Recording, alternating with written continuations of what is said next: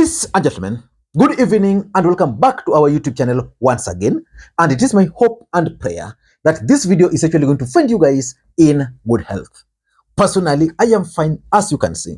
Kisumu is also fantastic, and maybe you could also let me know where you're watching the video from, the county or the country, in case you are out of the republic. Ladies and gentlemen, Kalonzo Musyoka, the Wiper Party leader, today hosted the former President Uhuru Kenyatta in Mwingi. And for me, that event in Mwingi is significant politically speaking for two main reasons. Number one, that event was the first major political event Uhuru Kenyatta was attending after the last general election. Uhuru Kenyatta decided to take a low profile after the last election. As a matter of fact, Kenya Kwanza have always tried so hard to provoke Uhuru Kenyatta to come out and join politics, but he has always resisted. Of course, the last time we saw Uhuru Kenyatta attending almost a kind of political event was around May, at the peak of the Mandamanos, when he attended the prayer rally that was hosted by Azimio at the Kalonzo Musyoka. That prayer rally was for, that prayer event was for the victims of police brutality. Again today, we saw Uhuru Kenyatta. So it's very, very significant.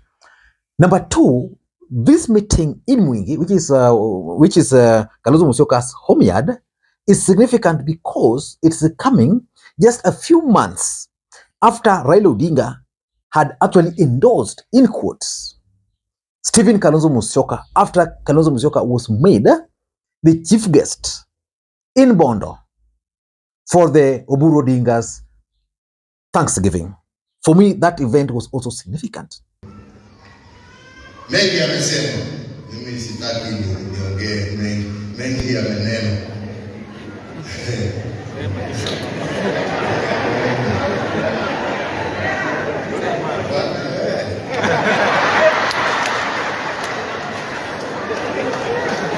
Nimesikiza, lakini nimeshukuru kuona vile viongozi wamekaa pamoja, kwa sababu mimi sifichi kusema ya kwamba pale ambapo mimi nasimamia, mimi naambianga watu mimi ni mwana Azimio.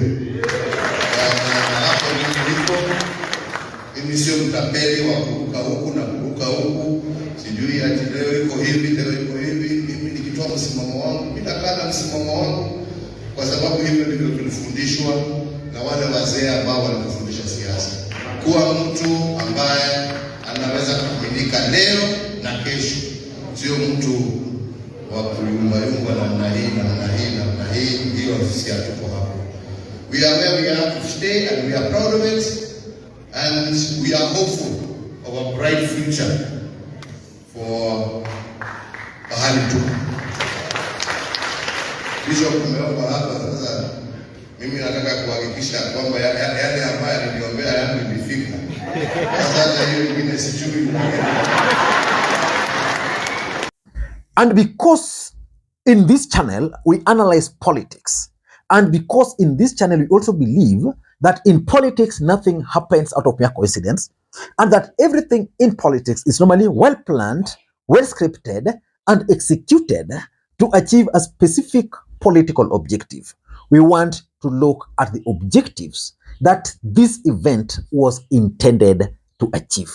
But before we do that, for those who are watching this channel for the first time, please take a second or two, click that subscribe button, so that next time we produce a video like this, YouTube will automatically notify you. And to the subscribers, I want to continue thanking you guys for your continued support, because without that support, this channel cannot be where it is. Ladies and gentlemen, without any further ado, allow me to dive in. But before we dive in, let me also take this opportunity to thank the following people. You are seeing their names on the screen there for the coffee which they sent to me earlier. I'm so grateful, because it goes a long way in supporting the channel. You can also do the same using the numbers you are seeing on your screen. Ladies and gentlemen, why do you think Uhuru Kenyatta decided to attend the event in Mwingi?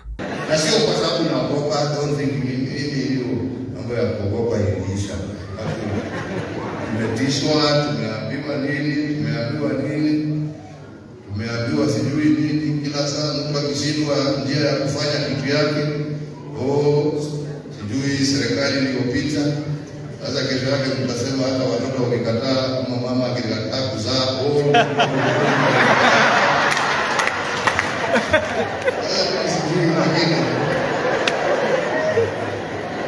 tumezoea tu, tunayasikia inaingia na inapita na tunaendelea. Kama ni namna gani? Tangu ni kuwaombea amani, umoja, na tuje sasa tufanye kazi ile ambayo imeleta. Hiyo ndio hamu yangu kubwa sana.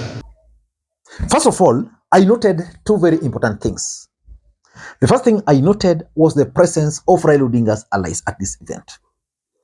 The presence of the ODM Deputy Party Leader, Wycliffe Ambassador Paranya, was there, and Otsosi, the Vihiga Senator, a close associate of Raila Amolo Odinga. So when I saw those two people, I saw the face of Raila Odinga in this particular event. Importantly, I also observed that Martha Karua was missing in action. Why do you think Martha Karua was missing from this particular event? Why do you think she was missing? Of course, she even missed the event in Bondo, and Martha Karua has been missing some of these Kalonzo kind of endorsement events. And of course, the other thing I also noted, which Kalonzo Musyoka needs to work on, was the absence of Ukambani governors. I didn't see the Makwiny governor at this event.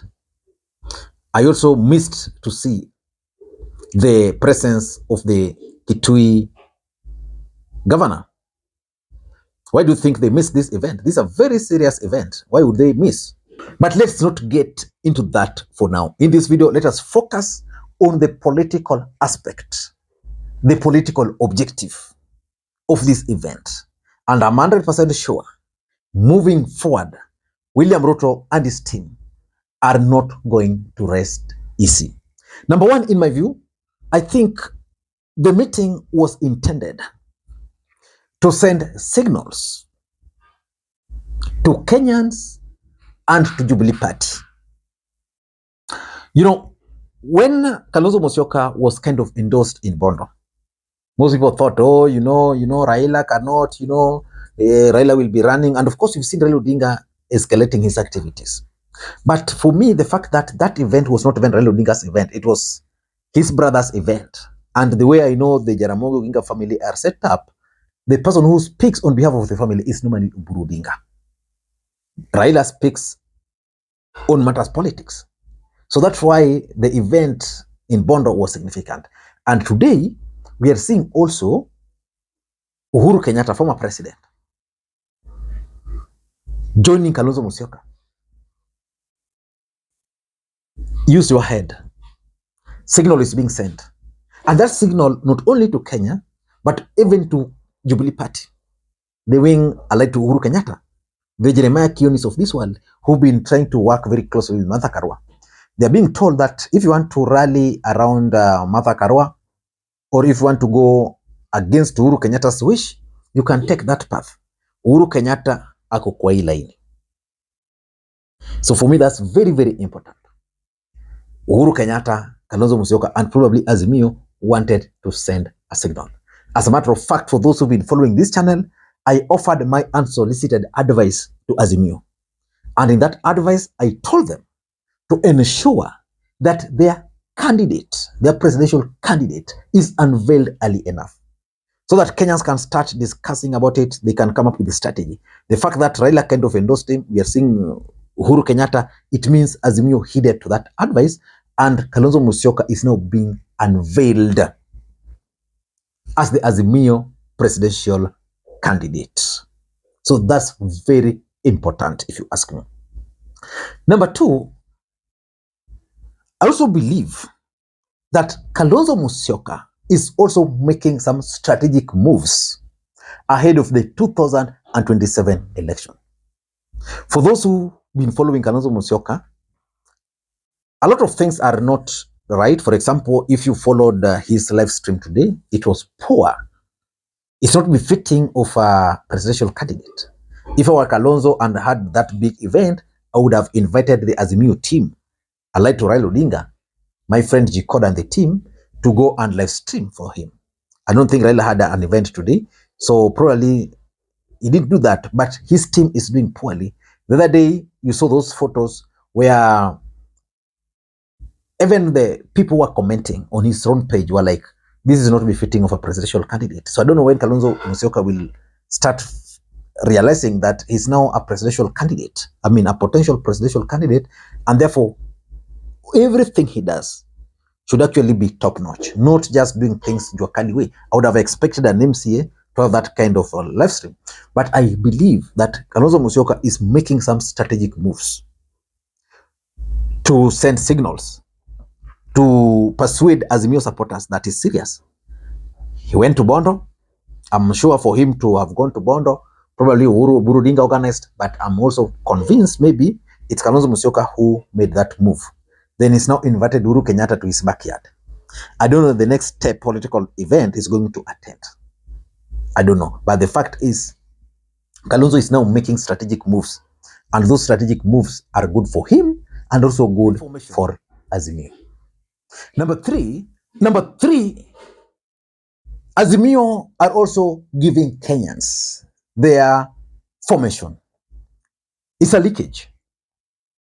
I know you are asking why. It is now clear that Azimio are going to settle for Stephen Kalonzo Musyoka.